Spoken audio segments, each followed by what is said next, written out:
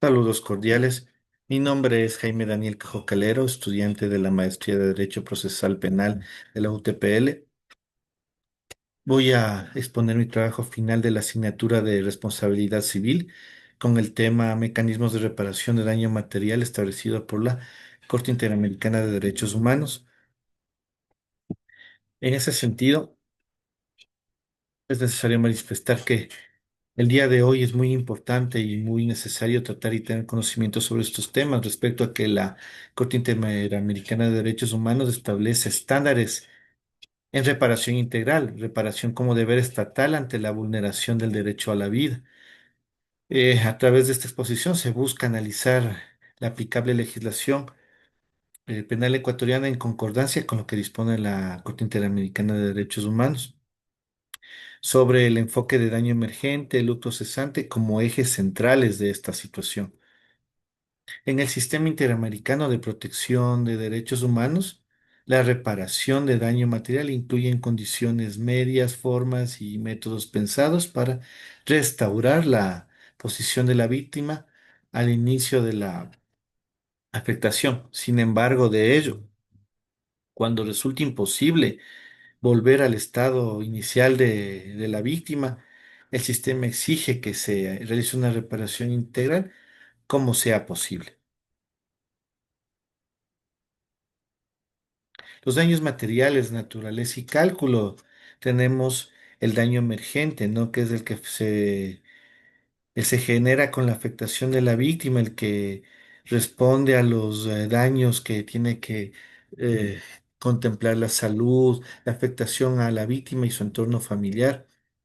Es muy necesario tomar en cuenta este hecho porque en lo que dictamina el daño emergente, refiere además a los gastos que ya fueron ejecutados por la víctima o el entorno familiar como consecuencia directa de la afectación o la vulneración al derecho o el delito a la vida.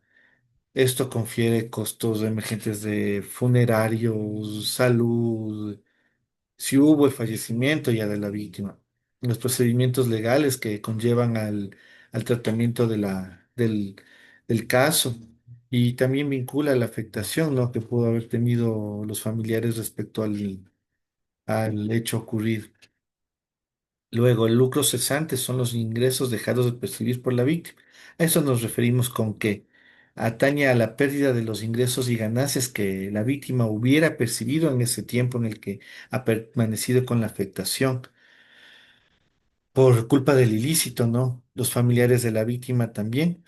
La Corte Interamericana suele proyectar los ingresos que esta persona, en el caso de que haya fallecido, hubiese generado a lo largo de su vida útil. Ahí tenemos que también analizar la expectativa de vida, los años, el tipo de trabajo que ejercía, la edad, la condición de salud, todos los aspectos determinados con la vida del fallecido, ¿no? Requiere prueba documental y periciable contable. En efecto, se recurriría a saber cuánto ganaba en su trabajo, cuánto percibía, su nivel de educación, el tema de su edad y la calidad de vida que tenía.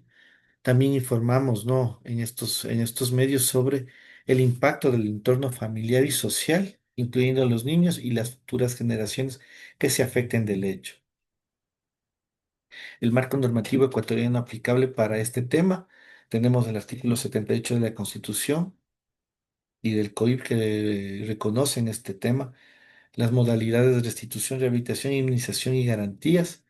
En el bloque constitucional también tenemos el artículo 424 y 425, que están acordes a la jurisprudencia internacional y es vinculante y orientadora en los casos de reparación.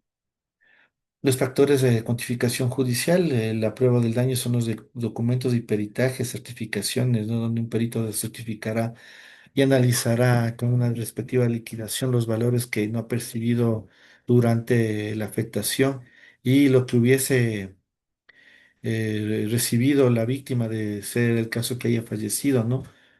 Entendiendo su calidad de vida y sus remuneraciones mensuales respecto también de su estado de salud y los daños con que contaba la víctima antes de fallecer. La reparación interamericana en el estándar mínimo exigible no es el estándar de calidad mínimo para este tipo análisis para este tipo de sentencias.